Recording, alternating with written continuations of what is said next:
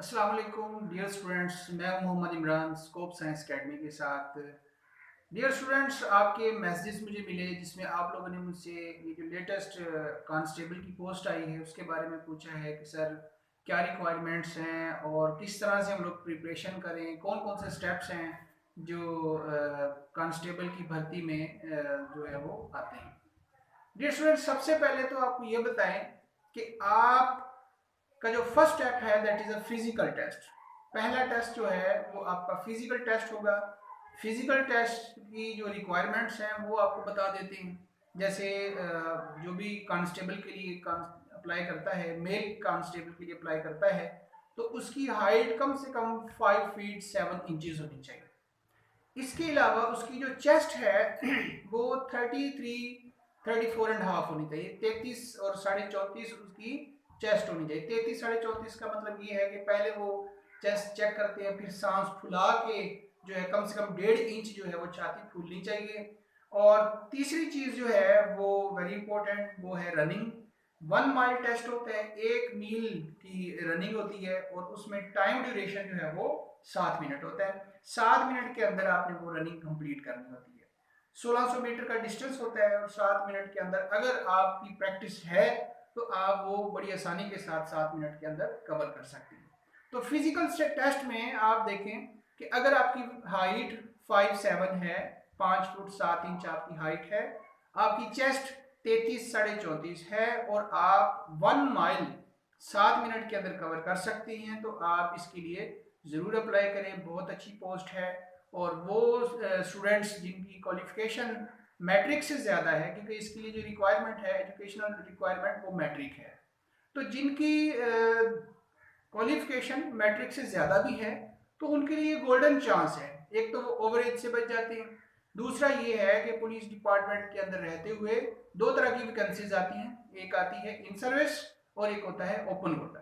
Open के अंदर हर बंदा अप्लाई कर सकते हैं। जो इन सर्विस सीट्स होती हैं उसमें सिर्फ पुलिस सर्विस के अंदर जो गवर्नमेंट एम्प्लॉयज़ होते हैं, जो पुलिस सर्वेंट होते हैं, सिर्फ वही अप्लाई कर सकते हैं।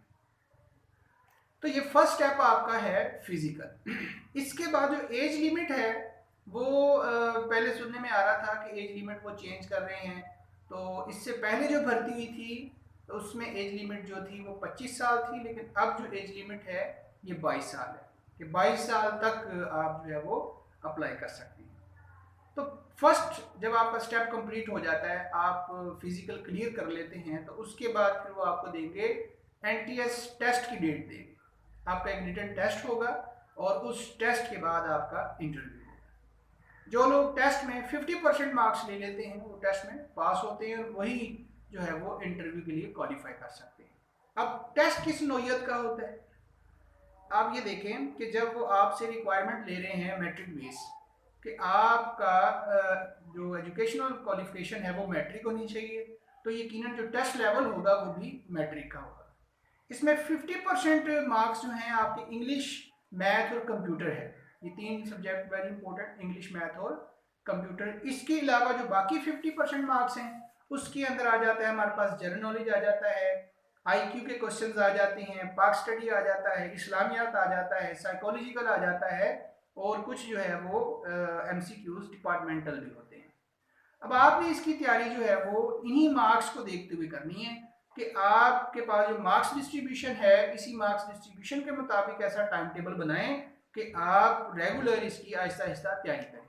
अगर आपने अप्लाई कर दिया है तो आप आज से तैयारी शुरू कर दें, और अगर आपने अप्लाई करना है तो अप्लाई करने के बाद फिजिकल और ये जो टेस्ट है इन दोनों की तैयारी जो है वो अभी से स्टार्ट कर दें। अब 20 मार्क्स की आपकी इंग्लिश है। इंग्लिश के अंदर जो देखिए मैट्रिक लेवल की इंग्लिश बहुत आसान होती है। उसमें अगर आप इंग्लिश पढ़ चुके हैं तो ज़बरदस्त, अगर आपको थोड़ी बहुत इंग्लिश आती है तो आपके लिए कोई प्रॉब्लम नहीं है। 10 नंबर का जनरल नॉलेज होगा, 20 नंबर का कंप्यूटर होगा।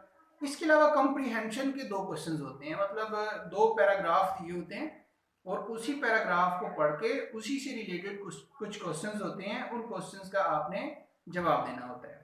इसके अलावा जो इंटेलिजेंस टेस्ट होता है, आईक्यू टेस्ट जिसको बोलते हैं, इंटेलिजेंस टेस्ट के भी कुछ क्वेश्चन शामिल होते हैं, डिपार्टमेंटल क्वेश्चंस भी शामिल होते हैं, इस्लामियात के भी क्वेश्चंस शामिल होते हैं, और मैथमेटिक्स के भी क्वेश्चंस होते हैं। तो डियर स्टूडेंट्स, आपको जो इंफॉर्मेशन चाहिए थी उसके मुताबिक आपको बता रहे हैं कि फर्स्ट स्टेप आपका फिजिकल है, सेकंड स्टेप आपका एनटीएस टेस्ट है और थर्ड स्टेप आपका जो है वो इंटरव्यू है। तो पहले 2 स्टेप्स क्लियर करने आपके लिए बहुत ज़रूरी हैं। इसमें फिजिकल क्लियर करें। फिजिकल क्लियर करने के लिए आपकी प्रैक्टिस होनी चाहिए।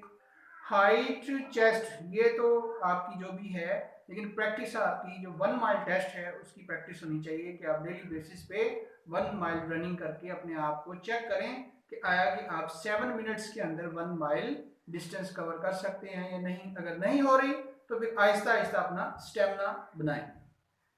और बाकी जो आपका जो जनरल नॉलेज है उसमें करंट अफेयर भी आ जाता है, जनरल नॉलेज, IQ, पाक स्टडी, इस्लामियात, ये सारे क्वेश्चंस जो हैं ये मैट्रिक लेवल के होते हैं। और इसमें जो सबसे इम्पोर्टेंट चीज़ है, आप 6, 7, 8 इसकी जनरल साइंस भी पढ़ें, इसकी पाक स्टडी को भी पढ़ें और इसकी इस्लामियात को भी पढ़ें।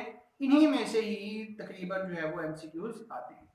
डियर स्टूडेंट्स, तमाम स्टूडेंट्स के लिए मेरी दुआ है।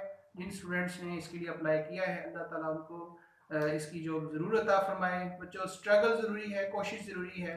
आप इसके लिए कोशिश करते हैं। और वो तमाम स्टूडेंट्स जिन्होंने अभी तक हमारा चैनल सब्सक्राइब नहीं किया, वो हमारे चैनल को सब्सक्राइब करें, बेल आइकन को टच करें ताकि हमारे चैनल के बाकायदा नोटिफिकेशंस आपको मिलते रहें। बहुत शुक्रिया। अस्सलाम वालेकुम।